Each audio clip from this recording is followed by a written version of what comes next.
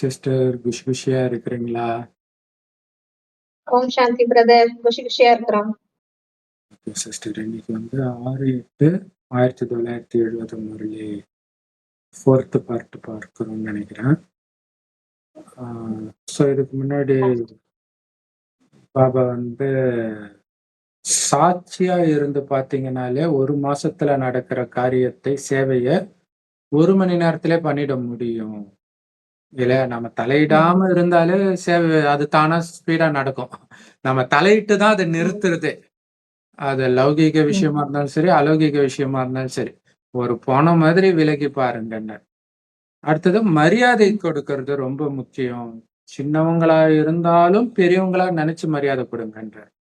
So இங்க மரியாதை கொடுங்கன்றது ஜென்ரலா மரியாதை கொடுக்கறதுன்னு ஒரு அர்த்தம் வந்தாலும் அவங்க சொல்ற கருத்துக்கு மரியாதை கொடுத்து கேட்கறது. இவங்களுக்கு என்ன தெரிஞ்சிட போகுது அப்படின்னு நினைக்காம அதுக்கும் கவனம் கொடுத்து கேட்கறது. ஸோ அததான் மெயினா சொல்லி இருக்கிறாரு.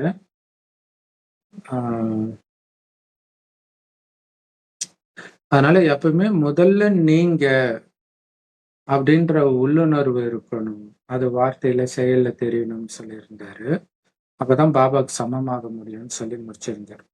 இப்ப பாபாவுக்கு சமமாகுதுன்னா என்ன அப்படிங்கறத இன்னைக்கு சொல்றாரு. அது பாருங்க சிஸ்டர்.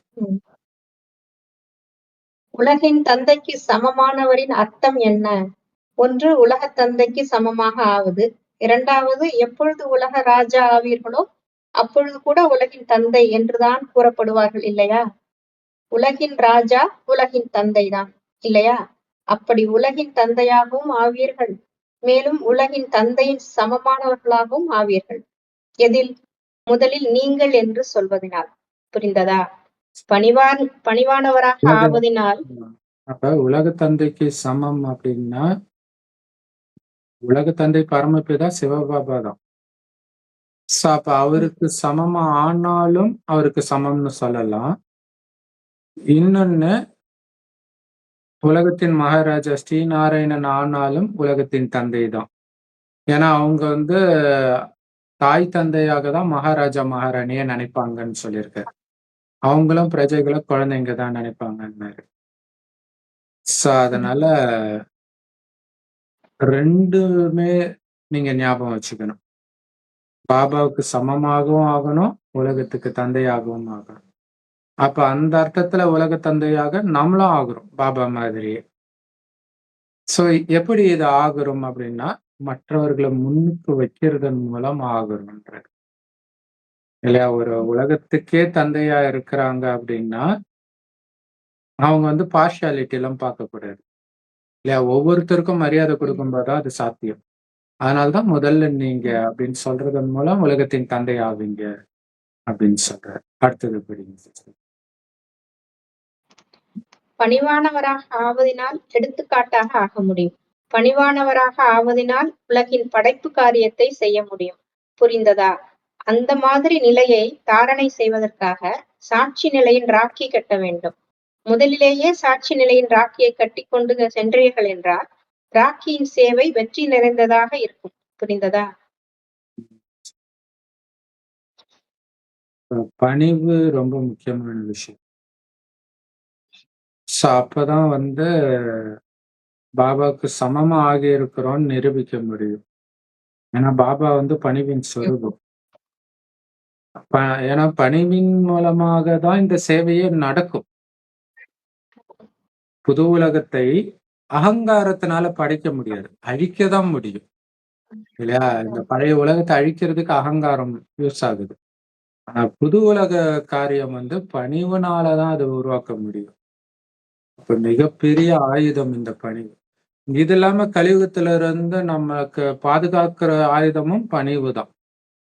அதனால அந்த பணிவு ஸ்திதியை தாரணை பண்ணணும் அப்படின்னா என்ன பண்ணணும்னா, என்ன இருந்தாலும் விலகி சாட்சியா பார்க்கிறேன் அப்படிங்கிற உறுதி எடுத்துக்கோங்க. அந்த உறுதின்ற ராக்கியை கட்டிக்கோங்க.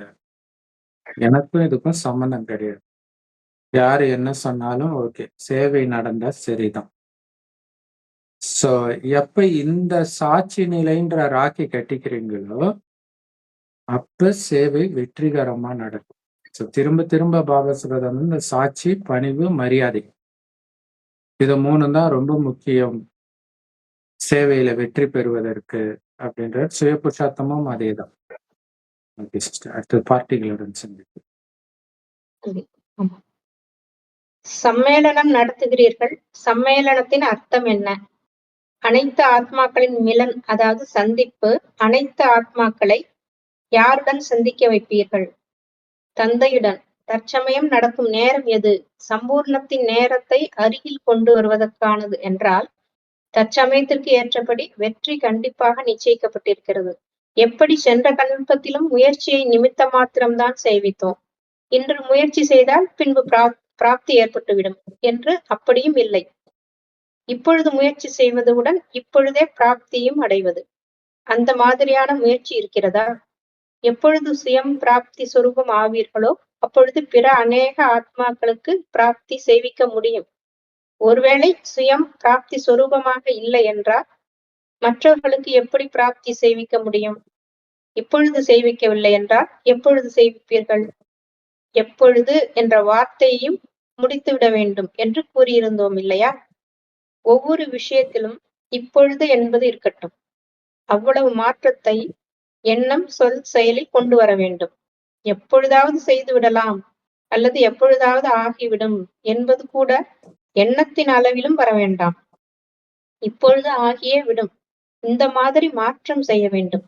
அப்பொழுதுதான் சேவையின் வெற்றி கிடைக்கும். ஒருவேளை உங்களிலேயே எப்பொழுதாவது நடந்துவிடும் என்று இருக்கிறது என்றால், உங்களுடைய பிரஜைகளும் மிக நன்றாக இருக்கிறது, பின்பு எப்பொழுதாவது செய்து விடலாம் அல்லது ஆகிவிடும் என்று கூறுவார்கள். எப்பொழுதாவது நடந்துவிடும் என்று விட்டு விடுபவர்கள் பின்னால் வரும் பிரஜைகளாக இருப்பார்கள். அப்படி இப்பொழுது நெருக்கத்தில் உள்ள பிரஜைகளை உருவாக்க வேண்டும். நெருக்கத்தில் பிரஜைகளை உருவாக்குவதற்காக மென்மையான தன்மையை விட வேண்டியதாக இருக்கும். அலட்சியம் மென்மை தன்மை உடையதாக இருக்கிறது. எந்த அளவிற்கு எவ்வளவு ரகசியம் தெரிந்து நடப்பவர்களாக இருப்பீர்களோ அவ்வளவிற்கு அவ்வளவு மென்மைத்தன்மை விடுபட்டு கொண்டே இருக்கும்.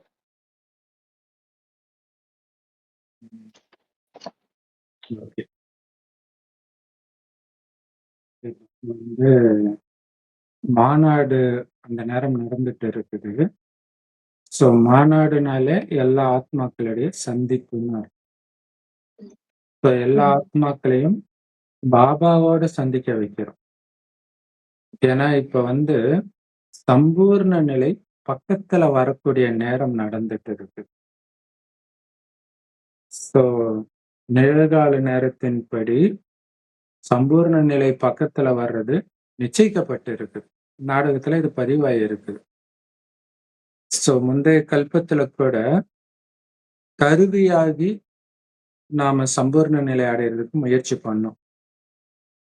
அதே மாதிரி இப்பவும் முயற்சி பண்றோம். ஆனா இப்ப முயற்சி பண்றோம், பின்னாடி பலன் கிடைக்கும் அப்படி கிடையாது. முயற்சியும் இப்பவே, பலனும் இப்பவே. அந்த மாதிரி முயற்சி இருக்கும். இல்ல உடனடி பலன். இப்ப ஒரு விஷயத்த பண்ணணும்னு நினைக்கிறோம் இல்லையா, தூய்மையா இருக்கிறோம்னு நினைக்கிறோம், அந்த செகண்டே தூய்மையா ஆயிடணும். அன்பா இருக்கணும்னு நினைக்கிறோம், அந்த செகண்டே அன்பு ஆயிடணும். இப்ப முயற்சி பண்றோம், ஒரு காலத்துல அன்பாகும், ஒரு காலத்துல சகித்து கொள்ளும் சக்தி வரும் கிடையாது. அப்பவே பலன் இருக்கணும். அந்த மாதிரி முயற்சி இருக்கும். ஏன்னா அந்த மாதிரி பிராப்தி ஸ்வரூபமா நீங்க எப்ப ஆகுறீங்களோ அப்பதான் மற்றவர்களையும் பிராப்தி ஸ்வரூபமா ஆக்க முடியும். நீங்களே பிராப்தி ஸ்வரூபம் ஆகலைன்னா மற்றவங்களை எப்படி பிராப்தி ஸ்வரூபமா ஆக்க முடியும்? சோ இப்ப நீங்க பிராப்தி ஸ்வரூபமா ஆக்கல மத்தவங்களன்னா எப்பதான் ஆக்குவீங்க?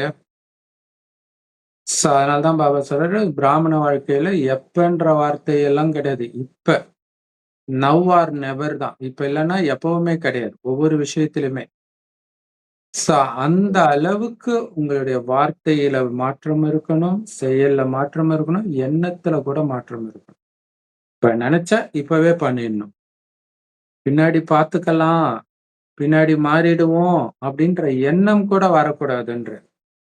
பாபா எதை சொன்னாலும் அந்த செகண்டே பண்ணிடணும். இல்ல முரளியில ஒரு விஷயம் சொல்லும்போது டன் பாபான்ட்டு அந்த செகண்டே அது தாரணை ஆயிடணும். அந்த மாதிரி மாற்றத்தை எடுத்துட்டு வரும்போதுதான் சேவையில வெற்றி கிடைக்கும். இல்ல நமக்குள்ள அந்த அளவுக்கு மாற்றம் இருக்கும்போது தான் மற்றவர்களுக்கு அந்த மாற்றத்த நம்மளால எடுத்துட்டு வர முடியும். இப்ப உங்களுக்குள்ளேயே நீங்க வந்து பின்னாடி பார்த்துக்கலாம் அப்படின்னு இருந்தீங்கன்னா, உங்க பிரஜைகளும் என்ன சொல்லுவாங்க? இந்த ஞானம் நல்லா இருக்குது. ம். நான் ட்ரை பண்றேன். நான் வரேன். டைம் கிடைக்கும்போது வரேன்ட்டு போயிடுவாங்க. ஸோ அப்படி பின்னாடி பார்த்துக்கலான்னு நினைத்தால், நீங்க பின்னாடி வரக்கூடிய பிரஜைகள் ஆயிடுவீங்கன்றேன். அதனால இப்ப நெருங்கிய பிரஜைகள உருவாக்கணும். இல்ல நெருங்கிய பிரஜைன்னா என்னது? ஆரம்பத்திலே வர பிரஜை. திரேதாயுகத்தின் கடைசியில வர ஆ. பிரஜை இல்ல. சத்தியுகத்தின் ஆரம்பத்திலே வர பிரஜைய உருவாக்கணும். அப்ப நீங்க அந்த அளவுக்கு பக்காவா இருக்கணும். இல்லையா? ஸோ நெருங்கிய பிரஜைகள உருவாக்கணும் அப்படின்னா, எதுக்கெடுத்தாலும் டென்ஷன் ஆகுறத முதல்ல விட்டுடணும்ன்றார். மறுபடியும் அந்த சாட்சி நிலைக்கே வருது. ராஜா மாதிரி நடந்துக்கணும்ன்றார். ராஜா எதுக்கெடுத்தாலும் டென்ஷன் ஆயிட்டு இருக்க மாட்டார். ராஜா வந்து பொறுப்ப ஒப்படைச்சுட்டு போயிடுவாரு. கீழ இருக்கிறவங்க தான் டென்ஷன் ஆயிட்டு இருப்பாங்க. இல்லையா? ஸோ அந்த மாரி நீங்க ராஜா மாதிரி விலகி சாட்சியா பார்க்கணும். அப்ப இதுல கவனம் கொடுக்கணும். இதுல அலட்சியம், சோம்பேறித்தனம் இருந்துச்சுன்னா, உணர்ச்சி வசப்படுபவர்களாகவே ம். ஆகிடுவீங்க. ஏன்னா, அந்த மாரி நபர்கள் தான் நம்ம தொடர்புல லௌகீகத்திலயும் வருவாங்க, அலௌகீகத்திலயும் வருவாங்க. இல்லையா? நமக்குள்ள ம். என்ன பலகீனம் இருக்குதோ, அந்த சுவிட்ச அமுத்துவாங்க அவங்க. அவங்களுக்கு தெரியும் அது. ம். அந்த மாரி நபர் தான் வருவாங்க. ம். ஸோ அதனால எச்சரிக்கையா இருக்கணும். அலட்சியமே இருக்கக்கூடாது. என்ன ஆனாலும் நான் அமைதியா இருந்து காட்டுறேன். காட்டுல போய் அமைதியா இருக்கிறது பெரிய விஷயமே கிடையாது. இத்தன பேரு தொடர்புல வரும்போது நான் அமைதியா இருந்து காட்டுறேன். சோதிக்கிறதுக்குன்னே வருவாங்க. ஸோ அதுக்கு ரொம்ப ரகசியம் அறிந்தவர்களாக, முக்கால ஞானம் அறிந்தவர்களாக இருக்கணும். இல்லையா? ஒண்ணு ம். சர்வசக்திவானுடைய குழந்தை, நானும் சர்வசக்திவான் தானே. அந்த சாட்சின்ற சிம்மாசனத்த விட்டு இறங்கக்கூடாது. ஸோ அந்த மாரி தேவையான ஸ்வமானத்துல உட்காந்துக்கணும். எந்த அளவுக்கு ம். அதுல இருக்கிறீங்களோ, அந்த அளவுக்கு உணர்ச்சி வசப்படுற நிலையில இருந்து விலகுவீங்க. அப்படின்னு பாபா சொல்றார். அடுத்தது வந்து ஆன்மீகத்தின் ஒரே ஒரு ரூபம் சதா இருக்குதான்றாரு. அத வந்து நம்ம நாளைக்கு பார்க்கலாம் சிஸ்டர். ஓம் சாந்தி. ம். சூப்பரா இன்னைக்கே ஓம் நிறைய விஷயத்த சொல்லியிருக்கிறார். ஓம் சாந்தி. Thank you. ஓம் சாந்தி. Thank you.